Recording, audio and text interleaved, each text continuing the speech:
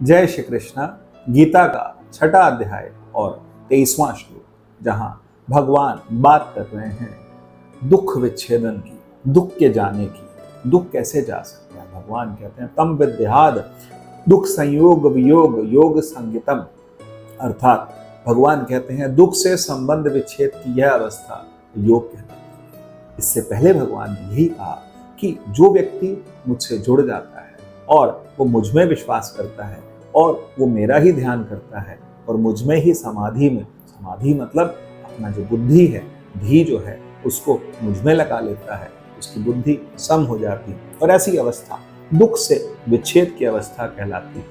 इस योग का अभ्यास मनुष्य को निराशा से मुक्त कर देता है और मनुष्य दृढ़ निश्चय हो जाता है कि उसे परमात्मा का साथ हमेशा मिलता है या परमात्मा उसके साथ है या फिर वो परमात्मा में ही निवास कर रहा है।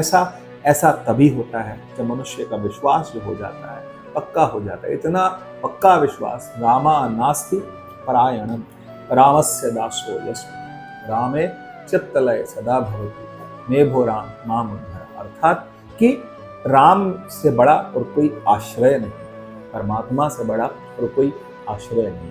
मैं उन परमात्मा का दास हूं, मेरा चित्त सदैव परमात्मा में लीन है।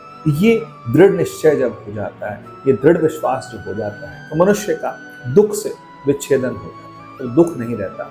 दुख आएंगे लेकिन दुख का अनुभव नहीं होगा। सुख आएंगे, सुख का भी बहुत अनुभव नहीं होगा, क्योंकि मनुष्य इन सब से परे चला जाएगा। और जब वो परे चला जाएगा तो वो आनंद अतिरेक की अवस्था होती है और ऐसी ही अवस्था भक्त को प्राप्त होती है। जय श्री कृष्ण।